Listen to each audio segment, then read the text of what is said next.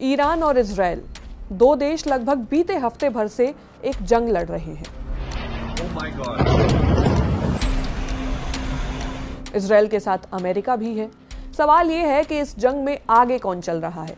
क्या कागजों पर मजबूत दिखने वाले अमेरिका और इजराइल ईरान पर भारी पड़ रहे हैं, या सालों से इसी जंग की तैयारी कर रहा ईरान हावी हो रहा है? आज के वीडियो में इस जंग को लेकर बात करेंगे और जानेंगे कि जमीन पर कौन सा देश सबसे मजबूती से खड़ा है। नमस्कार, मेरा नाम है मेधा और आप देख रहे हैं जिस्ट। कागज पर देखें तो अमेरिका और इजराइल मजबूत नजर आ रहे हैं। 2026 ग्लोबल फायर पावर इंडेक्स में इजराइल 15वें और ईरान 16वें नंबर पर है। इजराइल हर साल 34.6 अरब डॉलर डिफेंस पर खर्च करता है, जबकि ईरान सिर्फ 9.23 अरब डॉलर। इजराइल के पास 39 F-35I स्टेल्थ फाइटर जेट हैं जिन्हें रडार पकड़ नहीं सकता। आयरन डोम, डेविड स्लिंग और एरो का 3 लेयर वाला डिफेंस सिस्टम है जो दुनिया में सबसे एडवांस्ड माना जाता है। ईरान के पास 551 एयरक्राफ्ट हैं, लेकिन ज्यादातर पुराने सोवियत या अमेरिकी जमाने के हैं जिनकी सालों के प्रतिबंधों की वजह से अपग्रेडिंग नहीं हो पाई। ईरान की आबादी 8.8 करोड़ है, इजराइल की सिर्फ 94 लाख।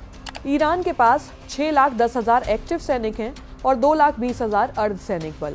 इजराइल के पास सिर्फ 1,69,500 एक्टिव सैनिक हैं, लेकिन 4,65,000 रिजर्व फोर्स है जो युद्ध में तुरंत बुलाई जा सकती है।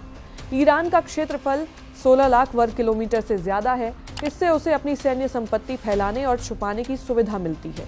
इजराइल का क्षेत्रफल 22,000 वर्ग किलोमीटर से भी कम है, इसीलिए इजराइल की पूरी रणनीति मिसाइल डिफेंस पर टिकी है। कागज पर अमेरिका और इजराइल थोड़े मजबूत नजर आ रहे हैं, लेकिन जमीन पर एक अलग ही हिसाब चल रहा है। जब ये जंग शुरू हुई तब अमेरिका और इजराइल की सोच ये रही होगी कि ईरान कुछ दिनों में ही टूट जाएगा।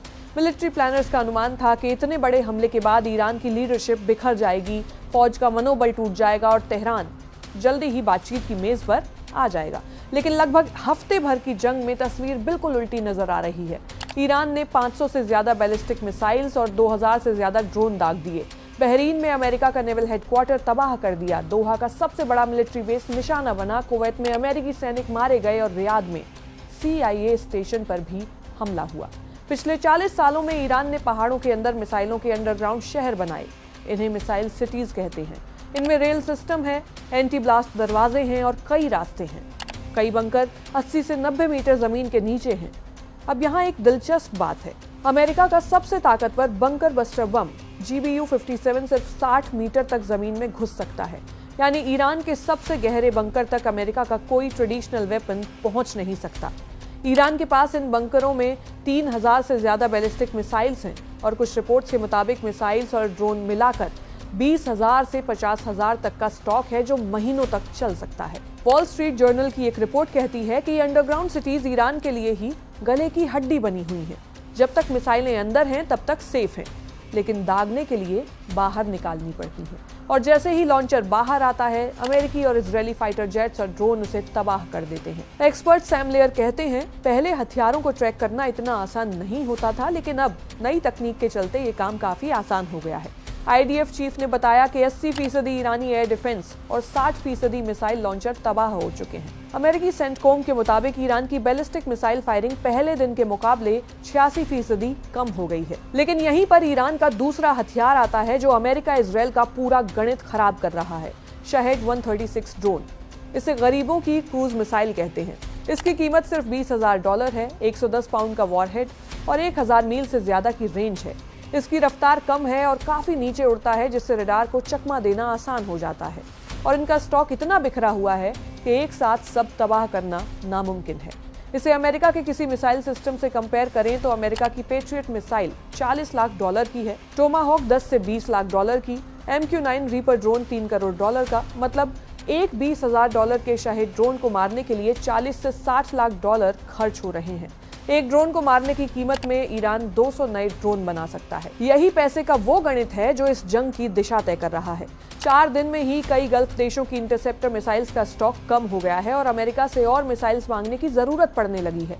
पेट्रियट का सालाना प्रोडक्शन 2026 में बढ़ाकर 2000 करने का टारगेट है, लेकिन इस जंग में हर हफ्ते सैकड़ों मिसाइल्स चाहिए। जून 2025 की 12 दिन की जंग में ही अमेरिका ने अपना थाड मिसाइलों के स्टॉक का 25% और SM-3 का 20 से 50% खर्च कर दिया था। अब उससे भी बड़ी जंग चल रही है और स्टॉक उसी रफ्तार से खाली हो रहा है। रिटायर्ड कर्नल राजीव अग्रवाल इस पूरी सिचुएशन को लेकर कहते हैं कि ये जंग दो अलग तरह की सोच के बीच है। अमेरिका और इजराइल कम लेकिन बेहद महंगे और सटीक हथियारों पर निर्भर हैं। ईरान ने सस्ते लेकिन बड़ी तादाद में हथियार बनाए हैं। जब दोनों आमने सामने आते हैं तो हर इंटरसेप्शन अमेरिका के लिए घाटे का सौदा है। ट्रंप ने कहा, जंग 4 से 5 हफ्ते चल सकती है। पहले 3 दिन में ही $1.24 अरब खर्च हो चुके हैं। इस हिसाब से कुल खर्च कई अरब डॉलर तक पहुंचेगा। तो आखिर में तस्वीर क्या बनती है? अमेरिका के पास टेक्नोलॉजी है, पैसा है, बेहतर एयर पावर है और एडवांस्ड इंटेलिजेंस है। जंग का अगला पड़ाव आमतौर पर एयर स्ट्राइक से निकलकर जमीनी जंग की तरफ होता है, लेकिन ये जंग फिलहाल पहले फेज में है और अभी कोई भी कंक्लूजन पर पहुंचना जल्दबाजी होगी। जंग की मौजूदा स्थिति की बात करें तो ईरान ने चेतावनी दी है कि उसके पास अभी भी ऐसे हथियार हैं जो अब तक इस्तेमाल ही नहीं हुए। अगर हमले जारी रहे तो दर्दनाक जवाब दिया जाएगा। अमेरिका और इजराइल ने हमले और तेज कर दिए हैं। तेहरान समेत कई मिलिट्री ठिकानों पर लगातार एयर स्ट्राइक हो रही हैं।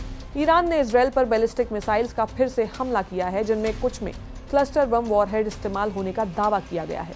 ये वो मिसाइल्स होती हैं जो हवा में फटती हैं और सैकड़ों छोटे बम बड़े इलाके में बिखर जाते हैं।